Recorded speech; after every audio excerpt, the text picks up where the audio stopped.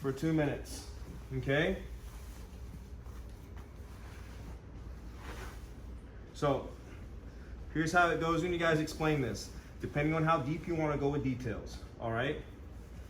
So the idea behind this arm bar is that I'm keeping his elbow trapped.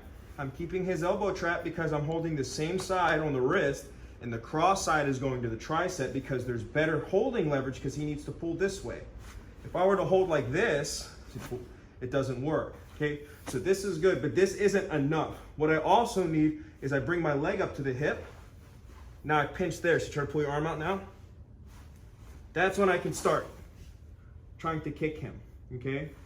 So the arm bar goes like this, here and here. Step to move myself and to trap the elbow. Kick to move him. If I need a little help, I pass my hand over the face and I lock here. Okay, I don't cross my legs because I don't want to take pressure off the neck. If I take pressure off the neck, I can get stacked. Okay, so I keep my leg on the head so I can keep him away. Okay, I should also be pinching my legs like a thigh master.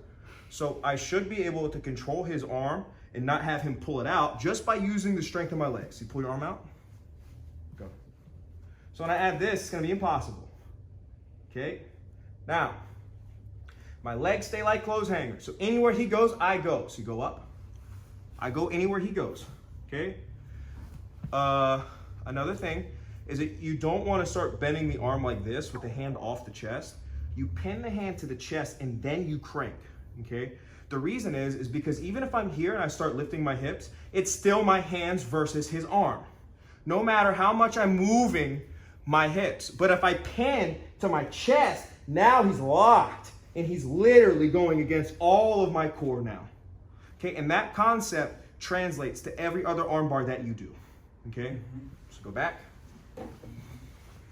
Here.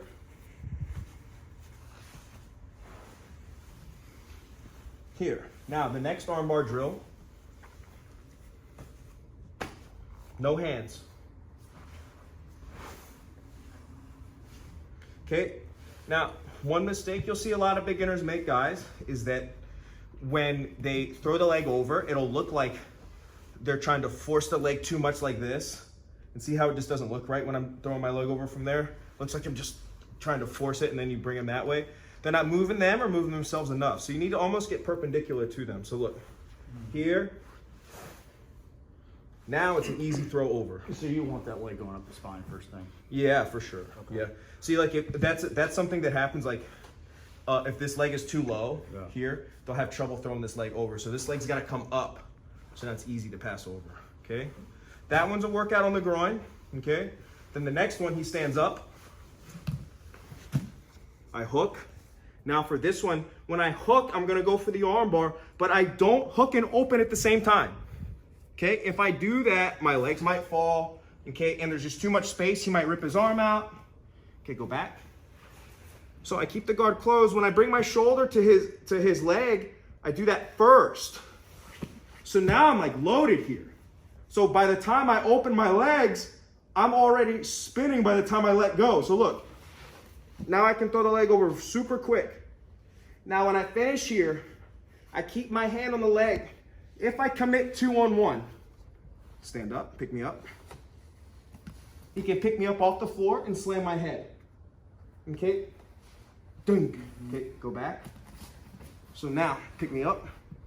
Go, pick me up. Go, pick me up.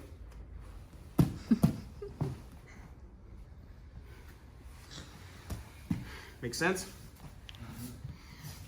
So, a common thing that you'll see is you'll see people committing 2 hands to one in an arm bar, as opposed, because they're worried about keeping the thumb straight. So, this is how you guys have to break this down to the students, because everybody knows that you gotta keep the thumb straight, right? So, the problem with using one arm, so you turn your thumb, yeah, right? He has wrist. He can turn for the arm bar. So what I do is I switch to the hugging grip and I aim against his thumb. So turn your thumb to whatever side you want. Turn to the other side. So I hug it, aim. Make sense? So that way you can get a nice attack arms pinned to your chest, and there's no threat for the slam. Okay? Now, the same arm bar works from closed guard.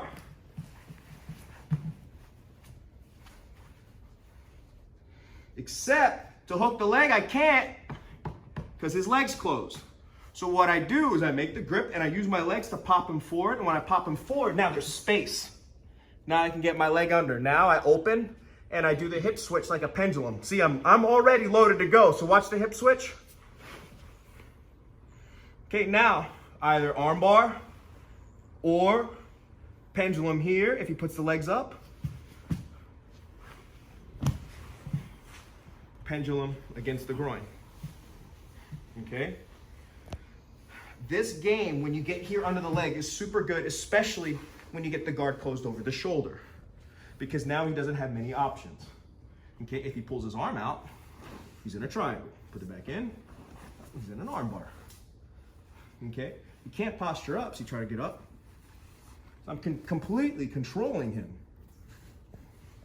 Okay, this is a great game to play if you can get up over the shoulder. All right, that is the arm bar guard work that I want to see. Okay, the next guard work I want to see